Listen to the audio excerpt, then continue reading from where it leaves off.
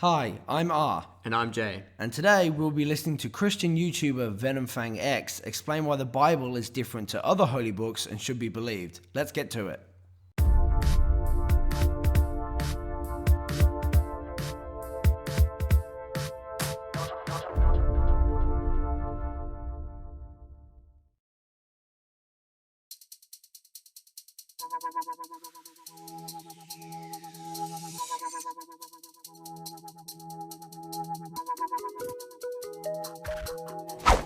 So, you're talking with your big, fat, atheist friend Wow, I feel the disdain in your voice. who tells you, Christians are so stupid. Your parents told you to believe in a book, and that's the only reason you believe in a book. You may as well put a fedora on that straw man if you wanted to go all the way. Seriously, I doubt any significant number of the atheist community is making arguments sounding like that. Sometimes they will bring up the topic of indoctrination, which is actually a fair point to bring up to a lot of religious people. If it wasn't an issue, we would see less people adopting the same religion as their parents and the community around them. what are you going to say to someone like that? I would probably say he could use some diet, exercise, and a better quality argument against religion, because religion isn't particularly hard to attack. You're just going to say you believe the Bible because your parents told you to? I can't say that because I wasn't raised in a Christian home. No, I need a much better answer than that. It would be hard to come up with a worse answer than my mum told me to believe it. I'd probably answer them something like this. I mean, look, let's be honest. There's a lot of books in the world.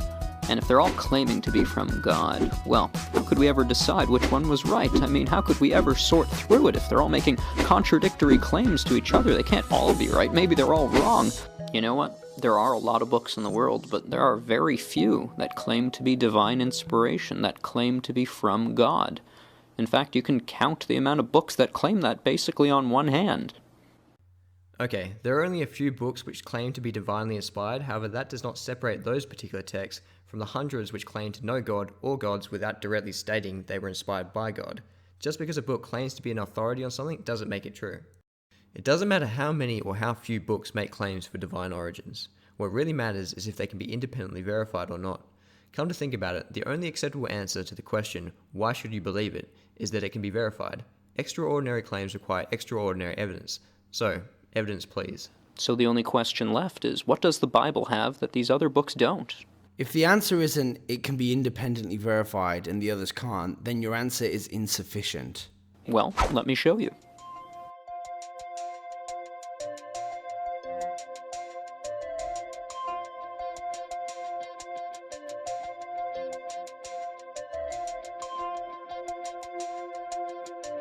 What makes the Bible unique from every other book ever written, or every other book claiming to be from God, is that the Bible is not one book.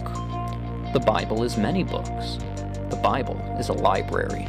This library stretches back to the earliest times, to the very first man who ever lived, all the way to Jesus Christ. A collection of unverified texts together doesn't equal one verified text, and these texts may reference the very first man or woman, but that in no way substantiates those characters. It makes a lot of claims about reality that can't be verified. That's why it's unreasonable to believe.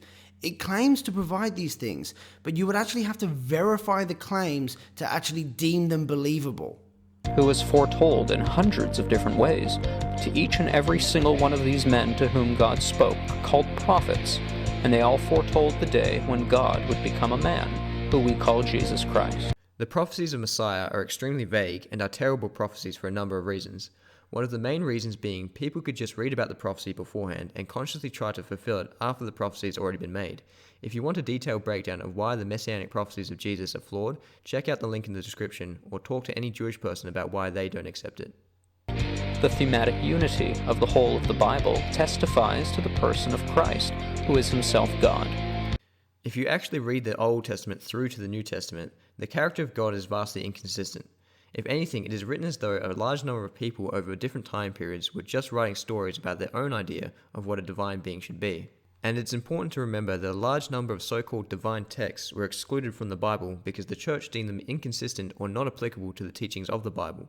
So the character of God from the Bible which you are claiming to be consistent is directly influenced by man.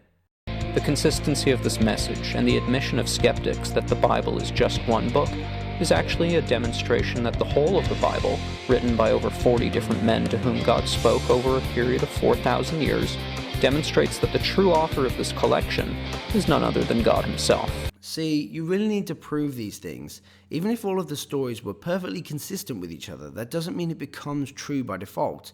Santa Claus's character is pretty consistent across different cultures, and even in some books. However, that literally means nothing towards his existence. Look, your argument is basically, premise 1, the Bible is lots of books.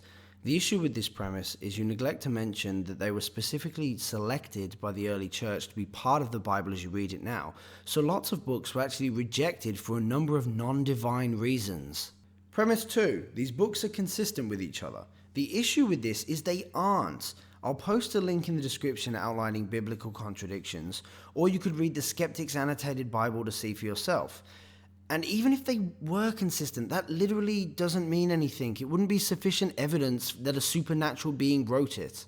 And the conclusion is, the Bible accurately represents God. You must see that this is substandard evidence to someone who doesn't accept the Bible as true prior to hearing your arguments.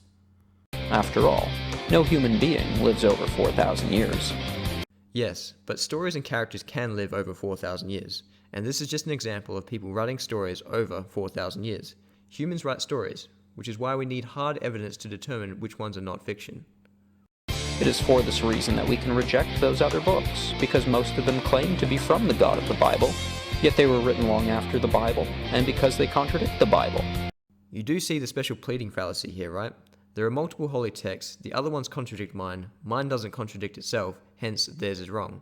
When you start with the premise that the Bible is right, then you can justify it internally through ad hoc reasoning. But this applies to the Quran or any other text and obviously is a poor method for determining truth. You cannot start your reasoning from the conclusion that the Bible is true and move backwards. The first step is to verify the Bible and then the claims made within it. And because those other books were written by one man at one time, but God would never make us trust one man.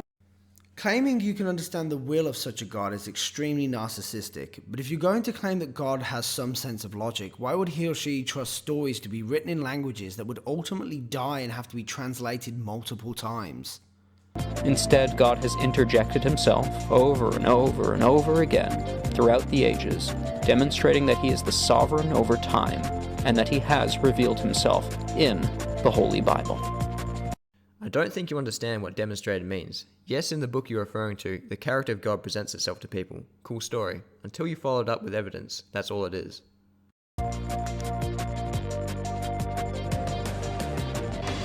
This is the Holy Bible, the Word of God. According to the Holy Bible. Thanks for watching. Subscribe to our channel for weekly videos. Special thanks to Andy on Twitter for sending us this video. If you have a video you'd like us to break down, let us know in the comments or on Twitter. Like this video and share it around to help us raise the bar of public discourse.